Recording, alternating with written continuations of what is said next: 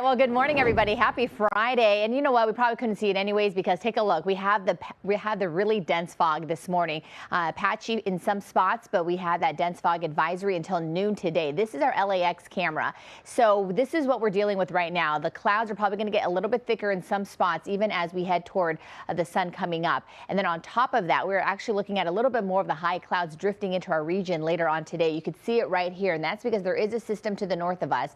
And so as we head toward the rest of the afternoon, not only are we looking at some of the low clouds and fog clearing, but we're going to see a little bit more of the high clouds. And that's exactly what we're going to see as we head into the afternoon for the Riverside area. Here's our hour-by-hour forecast with our next weather 12-hour outlook. So as we head into the second half of the day, we're just going to see a mixture of sun and high clouds, and temperatures are still going to stay above average inland, but we're still in that quiet cool down phase. So next weather, what we're watching for that dense fog advisory till noon, and then the cooler weather will continue, especially as you get away from the coast. Even though our temperatures will be above average, like what we saw with the Inland Empire and the Riverside area in the 90s, it's not quite as hot as what we started the week off with. And then things are changing. We are looking at the possibility of drizzle and light rain arriving by the time we head into the middle and latter part of next week. So this is something we're going to continue to watch. Take a look at that high resolution futurecast.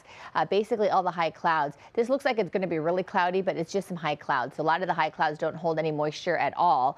But what I can tell you is that there is a system that's pushing to the north of us, and that it's going to start to drop. So by Sunday, this system is going to bring us to below average. This is exactly what we've been waiting for. And you can see how it continues to get a little bit more south, closer to us. That's why our temperatures will remain below average for most of next week. Then we're watching another system that passes to the north of us that could potentially bring us either some patchy drizzle by Wednesday morning because of that thicker marine layer, or we could see some light rain by Thursday morning. So this is something that we are also going to continue to monitor. Otherwise, here's a look at our next weather 7-day forecast for LA and Orange County. We're going to stay in the 80s through tomorrow, and then Sunday's the day where we get into the 70s and we are talking below average. Check it out. We continue to cool by Thursday with that slight chance of rain. We could see temperatures dropping to the upper 60s. For the valleys, 90s through tomorrow, and then 80s by the end of the weekend. And then next week is much cooler. You could see we're looking at those temperatures dropping to the low 80s.